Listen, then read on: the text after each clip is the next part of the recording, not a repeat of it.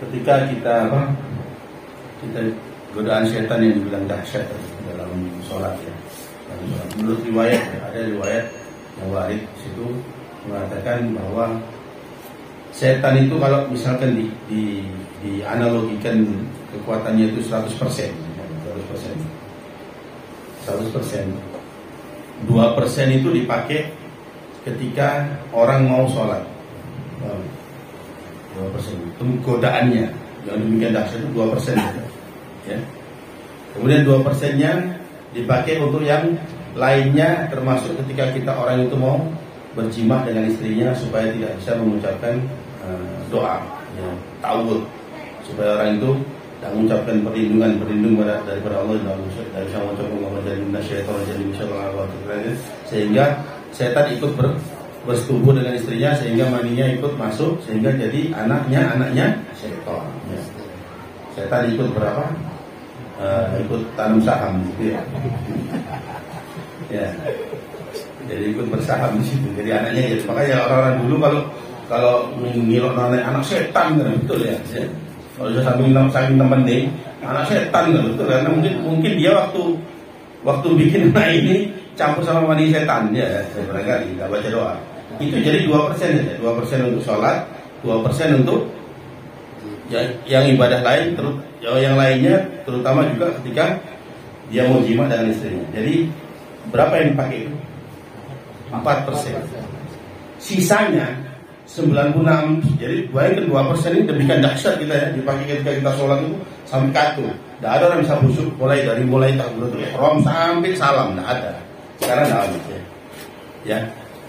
Mungkin wali ada wali yang nggak ada, yang nggak ketok ya, istilahnya nggak kelihatan. Misalnya wali ini istilahnya wali mastur ya, wali mastur. Sekarang nggak ono wali masyhur sekarang ada. Di kutub aja kita nggak tahu seperti itu. Yang sejak Abdul Qadir meninggal nggak tahu siapa yang megang kutub sekarang.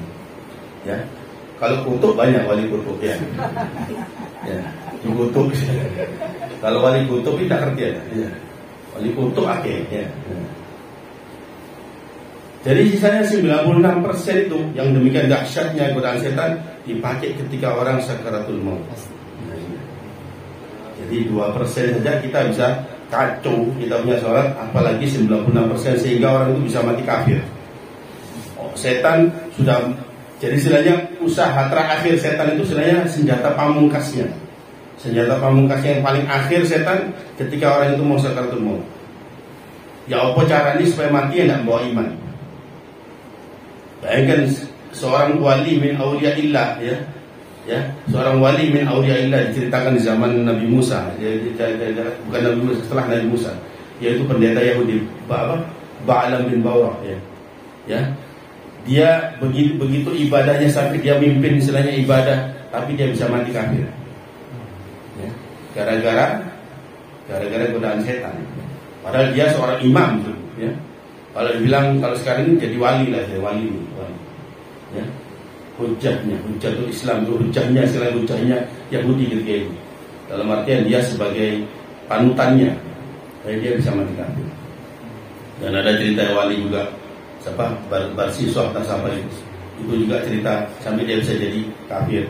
Walhasil padahal dia wali, murid-muridnya jadi wali.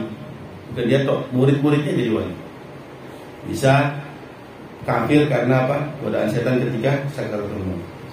Ya. Bisa mati kafir, tambah bawa iman sebenarnya. Mati kafir sampai jadi kafir. Jadi di dalam neraka sudah khalidina fiha abada. Sudah lagi. Sudah tidak bakal lintas lagi. Terakhir sudah selama-lamanya tidak akan lintas lagi di dalam neraka. Ya. Selama-lamanya sudah tidak bakal lintas. Itu kan semua sama dengan orang kafir. Dia kafir sudah kafir. Walaupun dia ibadahnya demikian banyaknya pahalanya ketika dia beribadah di dunia, tapi matinya dalam keadaan kafir. Jadi ini dahsyatnya godaan setan ketika sakaratul maut. Makanya dalam kita kebiasaan kita ini di masa hidup hendaknya kebiasaan yang baik. Karena apa?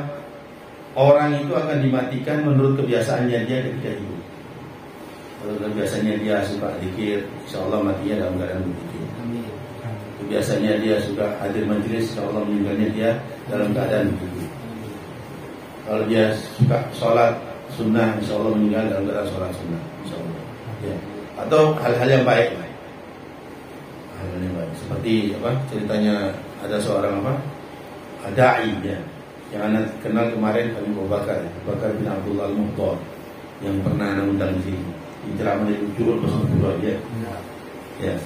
Dia lucu tapi ada hikmah ya, bukan lucu sekedar lucu ada. Lucu ada hikmah. Jadi ada dai lucu, ada dai pelawak. Ya. Jadi dai lucu sama dai pelawak lain ya. Kalau dai lucu, dai dia memang. Jadi lucunya itu ada hikmahnya. Seperti Habib Umar Mutahhar, dia lucu juga tapi ada hikmahnya. Tapi orang dai pelawak ya. Jadi dari awal sampai akhir pelawak kok. Jadi orang ditanya itu, ya mau ceramah itu, insya Allah lucu. Ya apa isinya? Kalau lucu dia tak segini. Jadi tidak tahu yang tak ingat, yang hikmahnya tidak tahu.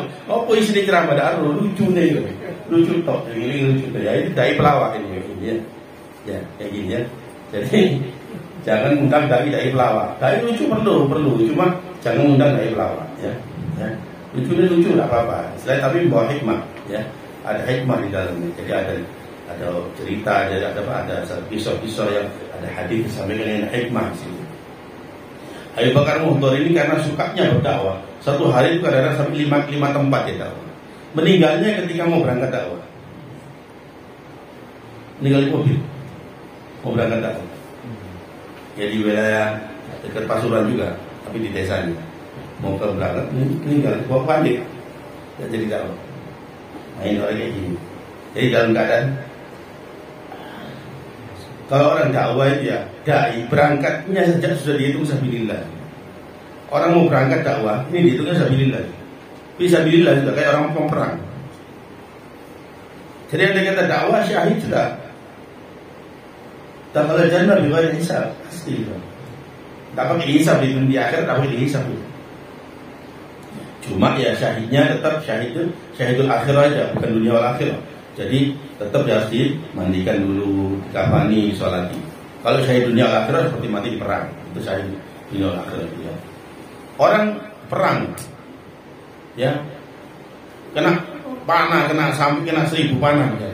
Tapi tidak mati di dalam perang. Matinya ketika dibawa ke rumahnya mati, itu bukan syahid dunia wal akhir, syahid akhir maksudnya. Jadi tetap harus dimandikan, dikafani. Walaupun matinya karena perang tadi kena panah, tapi meninggalnya bukan di medan perang, tapi di rumahnya. Tetap harus diselenggarakan seperti jenazah yang lain, tapi tetap dapat fadilahnya syahid. Seperti itu orang-orang yang dai. Jadi dia tidak berperang tapi pahalanya sabilillah, fisabilillah, karena dia dai. Nah, ini yang sampai diputar balik sama kiai-kiai ini ya. Kiai-kiai, ustaz-ustaz, ulama-ulama makai ini mengatakan, oh, dai ini fisabilillah, jadi wajib bisa terima zakat fitrah. Nah, itu. Terima zakat fitrah ya. Ya. Berangkatnya pakai pajero, pulangnya bawa truk nyewa ya. Ngangkut tontonan ya. Sampai sana dijual lagi ya. Ya, namun buat apa dia makan segitu banyak? Kan mungkin dia jual pasti ya kan gitu. Betul, apalagi sekarang nanti kena beras, kena PPN mungkin ya. Tambah PPN-nya sekali ya. Jadi yang dikata PPN 12%, kemudian tambah 20% harganya. PPN-nya. Kayak bayar PPN-nya ya. Saya makan ini PPN-nya apa nih PPN-nya? Makan PPN itu wah, oke, total persen kan. Ya Allah, tambah disiksa. Orang beli mobil mewah bebas pajak malah. Sing fulus bebas pajak. Yang miskin justru dipajak, larasi ya. Iya. Ya, jadi hasil memang sudah gitulah.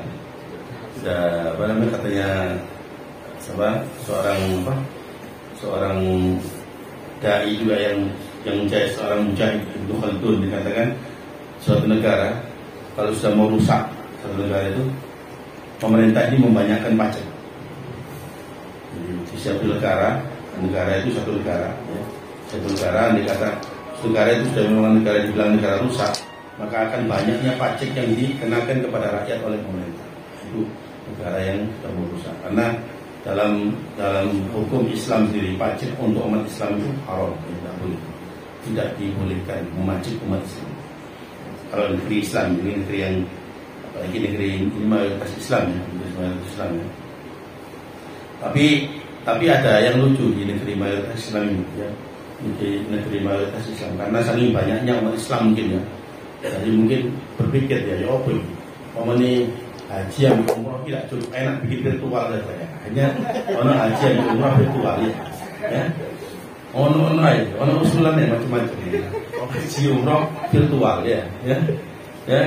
Jadi kok ini umroh saat ini kok kamar ya. Ya, tawafnya dari kamar ya. Disuruh doa aja, melok doa aja nonton videonya aja. Ya. Oh punya lagi. Nanti masuk surganya juga masuk surga virtual. Ya apa belum surga virtual ini? Tak kerasa 16 lah. Masuk surga virtual. Belum surga virtual ya. Allah, ya khair insyaallah ya. Lucu, ada ngerasa negara itu lucu betul lucu ya. Sesuatu yang apa namanya ya, yang orang yang kalau kita zaman kita dulu, zaman anak si TK, ini nganggap sesuatu yang aneh, lucu dan sesuatu yang tidak masuk di akal, ya, tidak masuk di akal. Ada lagi yang mengusulkan katanya bulan haji itu jangan dibikin bulan Dzulhijjah saja, bulan lainnya. Tidak rame, enak. Jadi 3 sip-sipan itu. Jadi Indonesia bulan apa Syawal tidak rame sing liyane bulan apa. Allah, ini lucu nih saya, lucu tapi lucu-lucunya bodoh ya. Bodoh lucu ya. Enggak ada paham ya. Pemikirannya itu ya apa paham. Padahal yang mikir katanya orang-orang pintar ya. Orang profesor ya mungkin ya. Saking ngelontoknya mungkin ya. Tapi kacau Saking ngelotoknya tapi dol dol kabeh. Jadi mikirnya rahasia ya. Rahasia. Jadi apa namanya? Kalau dulu itu ya, yang digoda sama setan ini orang-orang yang awam yang ada ilmu ya, yang seraya orang desa. Ini enggak, setannya profesor.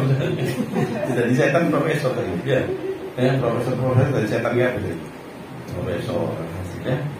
Jadi misalnya ada lagi yang enggak ada ilmu, enggak pernah sekolah, ya. Tidak pernah sekolah tamat, sekolah SMA, SMP, jadi profesor baik. Tak sih ya. Jangan jadi profesor. Tak sih. Tidak tahu tamat SMA, jadi profesor. Ya apa jadi ini? Ya. Aneh kepingin. Aneh lulus SDM lah. Pergi kuliah tapi jadi profesor langsung aja. Ya. Ini Ustaz Ayubi sudah memenuhi syarat profesor. Tidak ada rambutnya. Tapi tidak jadi profesor. Ya, tak ada seorang juga yang budak lagi laburi, tak ada di profesor juga, ya. Palhasil. Dari profesornya apa cara? Kita bentuk nanti ya, kita bentuk tim pemprofesoran orang, ya. Kita bentuk supaya tadi banyak profesor di saya dilihat jadi banyak profesor. Profesor saya dilihat, asik. Insyaallah. Jadi semuanya ini kita hidup di negara betul caranya ya. Hidup negara dagelan yang ini ya. Hidup negara. Nanti aja apa? Kita lama-lama jadi mati ketawa nanti. Gara-gara terlalu banyak ketawa mati ketawa ya.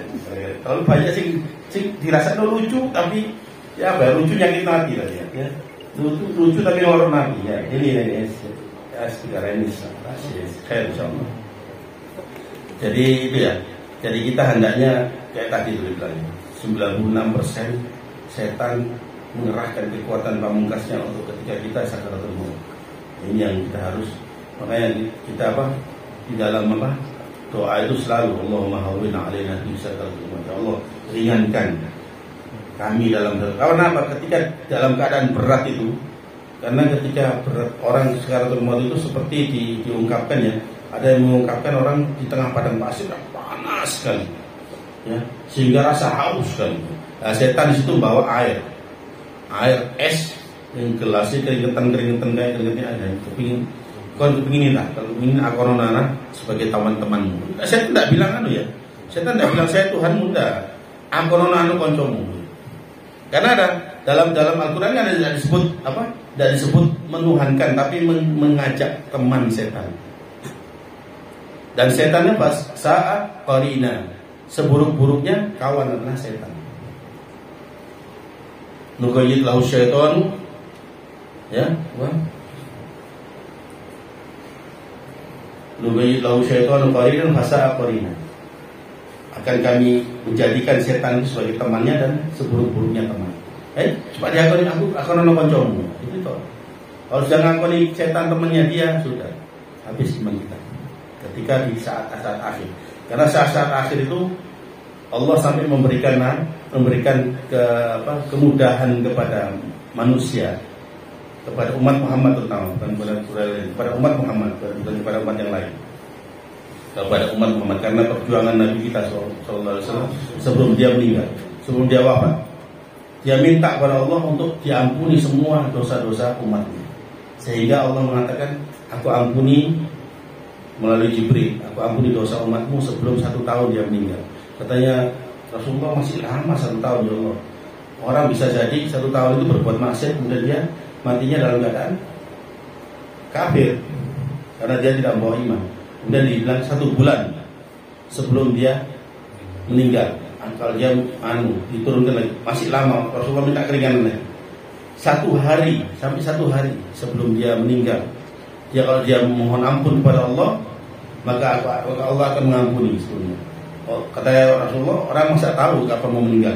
Karena sehari dia sehat, atau mati kecelakaan. Ya. Akhirnya Allah mengatakan 1 jam sebelum dia meninggal, sebelum dia wafat, akan aku ampuni kalau dia mohon ampun. Masih lama. Rasulullah tetap minta ampun. Akhirnya keluarlah hadis Rasulullah mengatakan, innallaha yaqbalu taubatal abdi ma lam yugharghir. Allah akan menerima taubatnya seorang hamba apabila nyawanya belum sampai di gharghar, di kerongkongan. Maksudnya belum lepas ya. Kalau sudah sampai di kerongkongan sudah mau lepas, kan dari bawah gitu. Kalau umat yang muslim, mukmin dari bawah naik ke atas. Kalau kafir dari atas ke bawah. Itu nyawanya kan.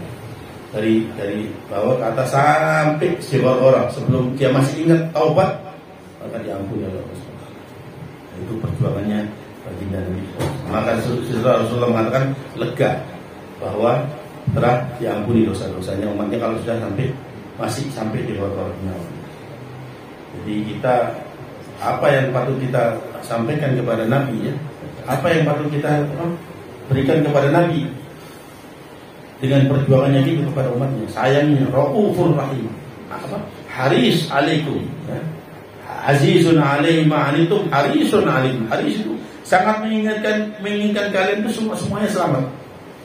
Tidak ingin semuanya umatnya tidak ingin celaka. Jadi harisun ingin semua umatnya selamat. Maka Rasulullah sendiri. Maka kita disuruh mengucapkan setiap paling sedikitnya pagi dan sore 3 kali jazallahu sayyidina Muhammad anna khairah, jazallahu sayyidina Muhammad anna ma'wa. Itu setiap paling tidak, kemudian suruh memperbanyak sholawat. Ya, insyaallah mudah-mudahan kita termasuk orang-orang yang sudah memberikan atau paling tidak memenuhi sedikit daripada haknya Nabi kepada kita. Dan haknya Nabi kepada kita ini besar ya. Melebihi haknya daripada orang tua kita, melebihi haknya semua manusia. Ya, mudah-mudahan kita menjadi orang yang dekat dan memperbanyak sholawat kepada Nabi, dan insyaallah kita juga mudah-mudahan menjadi orang yang nantinya ditolong oleh Allah SWT ketika kita sakaratul maut ya. Mudah-mudahan Nabi juga memberikan syafaatnya kepada kita ketika kita sakaratul maut, sehingga kita gampang mengucapkan kalimat tauhid, dan mudah-mudahan di yaumil mahsyar nanti Rasulullah SAW memberikan syafaat kepada kita sehingga kita selamat dan masuk kepada barisannya Allah. Mari sama-sama kita berdoa kepada Allah Subhanahu wa taala.